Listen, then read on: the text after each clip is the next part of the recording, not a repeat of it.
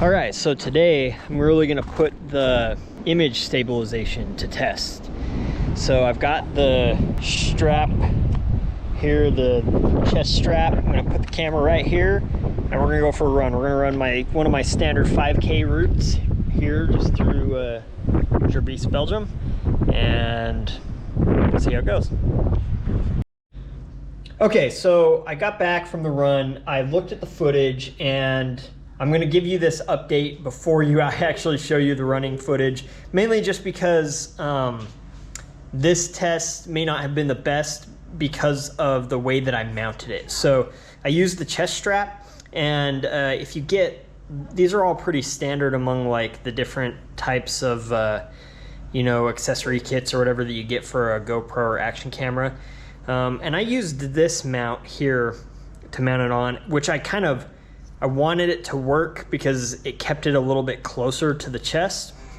But I needed this one because what it would do, and I noticed when I put it on that the camera was at a slight downward angle, and even my wife was like, hey, it's pointing a little bit down, and I checked it and it looked good. So like I had a pretty good field of view. But what I didn't take into account was the fact that when I run, I lean forward, so it was even more exaggerated. So you'll notice in the running footage that a lot of what you're looking at is kind of looking downward. So I don't know if it's a super fair representation of what the image stabilization looks like. However, you will notice that even though it's looking down, there are times when I feel like the image stabilization is pretty good, and then there are times when it's not as good. And I think it might have to do with the types of movement. Since it's on my chest, obviously you've got the bouncing up and down motion from running, but you also have like a little bit of side to side motion just from the natural, you know, your body moving side to side, where you might not get as much of that on like if it was mounted to your head or if you were holding it with a selfie stick or something like that. So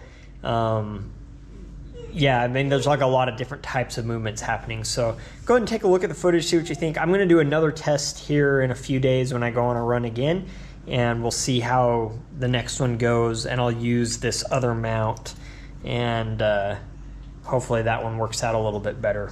But go ahead and take a look at the footage and see what you think. Leave a comment below. We'll see you next time.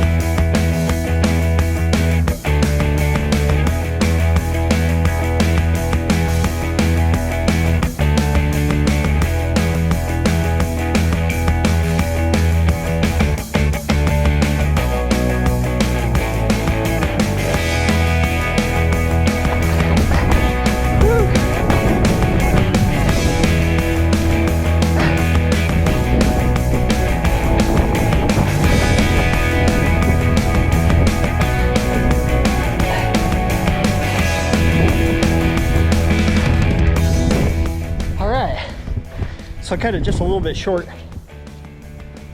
I really wanted to run in that little forest trail right there at the beginning of the 3rd mile. And yeah, I'm glad I did. It was really beautiful. And now it's snowing. I don't know what happened. Last week we had like 75-degree sunny weather, and now it's snowing.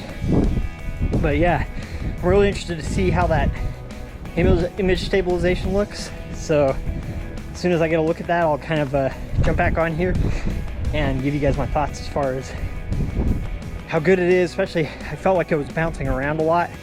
I mean, I've got this strapped on pretty good. I didn't want it to be too tight. I just don't like the idea of having something super tight around my chest while I'm running, but I feel like it was snug, but I definitely feel like it was bouncing around. So I think it'll definitely be a good test to see how this image stabilization works out. If you're curious, I'm filming at 4K, 30 frames per second, and I'm on the super view mode right now. So it's like the extra wide setting. And then I also, as far as image stabilization, I've got it on boost mode. So it's as high up as you can go on the image stabilization. But check out this snow. It's crazy.